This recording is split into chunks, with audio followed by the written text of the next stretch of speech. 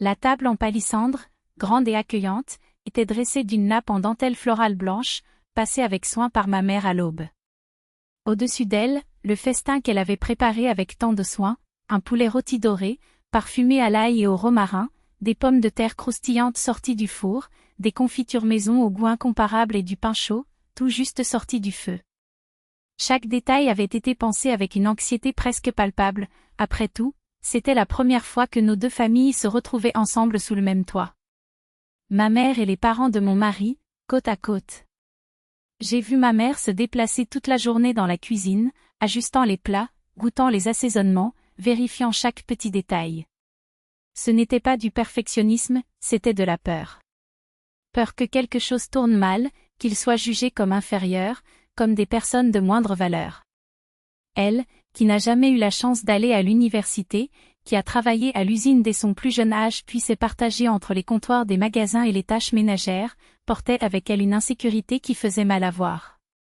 Mais pour moi, elle a toujours été le fondement de notre foyer, généreuse, courageuse, avec un cœur si grand que le monde entier pourrait y entrer. Seulement, elle ne l'a pas vue. Une fois que tout le monde s'est calmé, la conversation a commencé avec légèreté, presque superficiellement.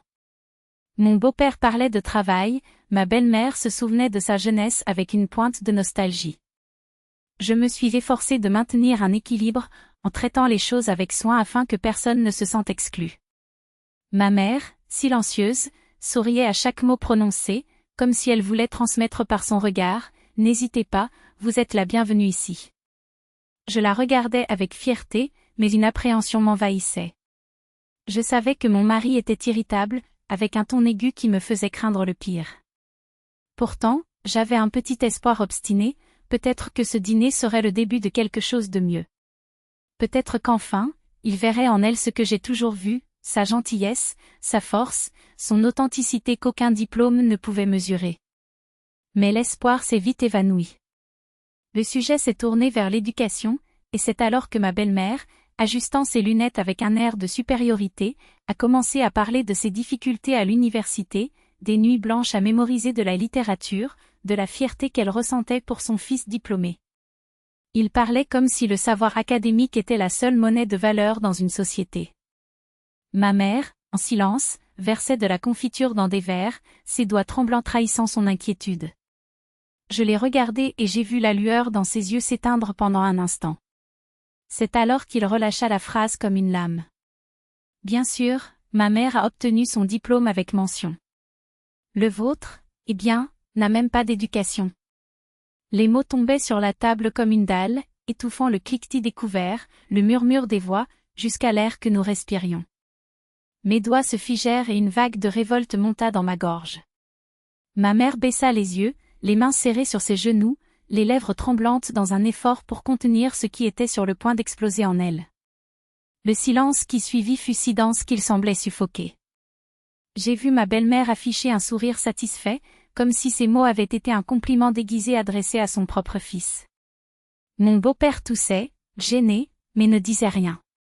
Le poids de ces secondes était insupportable. J'avais envie de crier que ma mère s'était donnée entièrement pour moi, que sa valeur ne rentrait dans aucune paille de diplôme, qu'elle était plus digne que n'importe qui à cette table. Mais les mots sont restés dans ma gorge. Lui, impassible, se renversait en arrière sur sa chaise avec l'air de quelqu'un qui vient de gagner un débat, un rire ironique aux lèvres.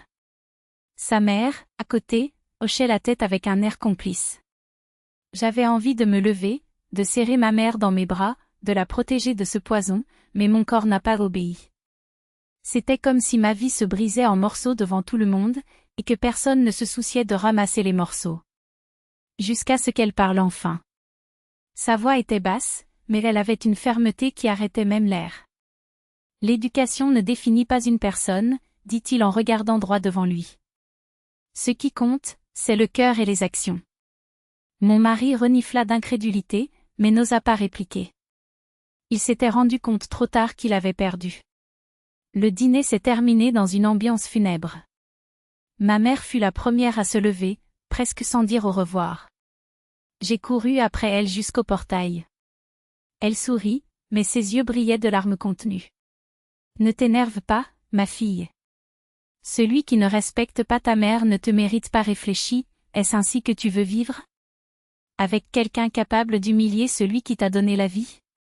Ces mots ont résonné en moi toute la nuit, mêlés à l'image du sourire cruel de mon mari.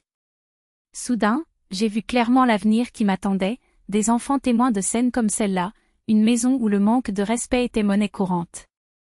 Non, je méritais plus. Il méritait une famille où l'amour était plus grand que la fierté. Le lendemain matin, j'ai fait mes valises.